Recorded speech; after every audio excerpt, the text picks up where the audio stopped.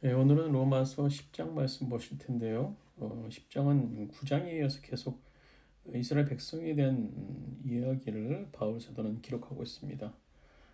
특별히 10장은 이스라엘의 불순종에 대해서 지적하면서 말씀을 믿음으로 말미암아 얻을 수 있는 하나님의 의에 대해서 이스라엘 백성들을 향해서 말씀해 주고 있습니다. 특별히 그들의 선민사상, 즉 하나님의 말씀을 전하지 않는, 그래서 이스라엘 백성만 하나님께서 구원하신다, 율법에 의한 구원을 믿고 있는 그들을 향해서 바울 사도는 하나님의 말씀을 전하지 않는 그 행위에 대해서 지적하고 있는 것을 볼 수 있습니다. 본문 말씀, 로마서 10장 말씀 보시겠습니다. 같이 읽겠습니다. 형제자매 여러분, 내 마음이 간절한 소원과 내 동정을 위하여 하나님께 드리는 내 기도의 내용은 그들이 구원을 얻는 일입니다. 나는 증언합니다. 그들은 하나님을 섬기는 데 열성이 있습니다. 그러나 그 열성은 올바른 지식에 생긴 것이 아닙니다. 그들은 하나님의 의를 알지 못하고 자기 자신들의 의를 세우려고 힘을 씁니다. 하나님의 의에는 복종하지 않게 되었습니다.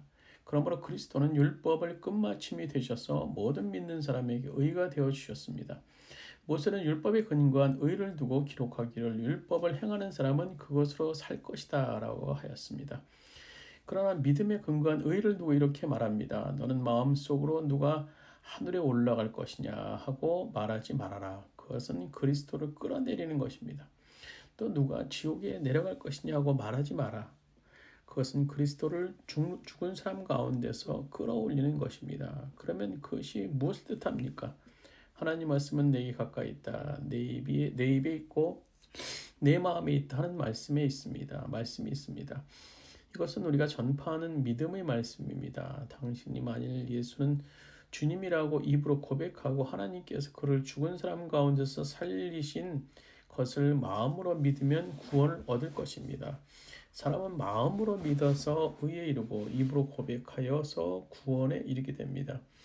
성경은 그를 믿는 사람은 누구나 부끄러움을 당하지 않을 것이라고 말합니다. 유대 사람이나 그리스도 사람이나 차별이 없습니다. 그는 모든 사람에게 똑같이 주님이 되어주시고 그를 부르는 모든 사람에게 풍성한 은혜를 내려주십니다. 주님의 이름을 부르는 사람은 누구든지 구원을 얻을 것입니다. 그런데 사람들은 자기들이 믿은 적이 없는 분을 어떻게 부를 수 있겠습니까?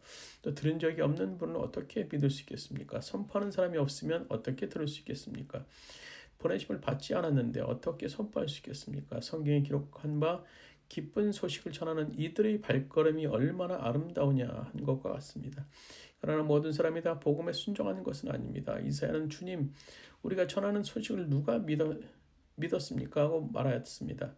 그러므로 믿음은 들음에서 생기고 들음은 그리스도를 전하는 말씀에서 비롯됩니다. 그러면 내가 묻습니다. 그들은 들은 일이 없습니까? 물론 그렇지 않습니다. 성경 말씀에 그들의 목소리가 온 땅에 퍼지고 그들의 말이 땅끝까지 퍼졌다고 했습니다. 내가 다시 묻습니다. 이스라엘이 알지 못하였습니까? 이에 대해 하나님께 먼저 모세를 통하여 이렇게 말씀하셨습니다. 나는 내 백성이 아닌 사람들로 너희의 질투심을 일으키고 미련한 백성들로 너희의 분노를 자아내겠다.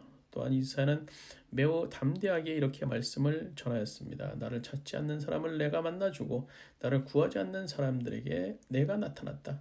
또한 이사야는 하나님께서 이스라엘을 보고 복종하지 않고 거역하는 백성에게 나는 온종일 내 손을 내밀었다 하신 말씀을 선포하였습니다. 오늘 본문 말씀 속에서 이스라엘 백성들의 선민의식에 대해서 바울 사도는 지적하고 있어요. 그들은 자신들이 가진 율법을 통해서만 구원을 받기에 그들이 자신들이 그냥 율법만 지키면 된다는 생각, 그래서 그 말씀을 전하지 않는 것에 대해서 지적하고 있어요. 즉 자신들만 선민이고 이방 민족을 도외시하는 그들의 구원에 대해서 관심 없는 모습을 볼 수가 있어요. 그래서 바울 사도는 그것을 지적하고 있는 겁니다.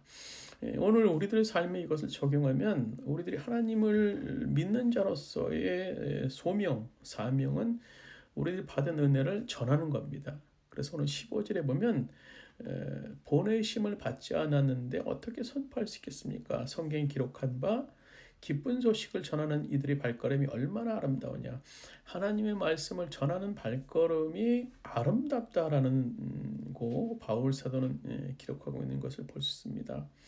오늘 우리가 믿는 예수님은요, 우리 혼자만 믿는 것이 아니에요. 나 혼자만 그 영생의 기쁨을 경험하는 것이 아니라 전파할 때 그것이 배가 될 것이고, 전파할 때 하나님이 기뻐하시는 발걸음이 될 수 있다라는 겁니다. 오늘도 우리에게 주어진 일 가운데 하나님의 복음을 어떻게 전할 것인가, 이 땅의 많은 영혼들에게와 함께 어떻게 천국에 갈 것인가를 궁리하면서 오늘 발걸음이 기쁜 발걸음이 될 수 있기를 바랍니다.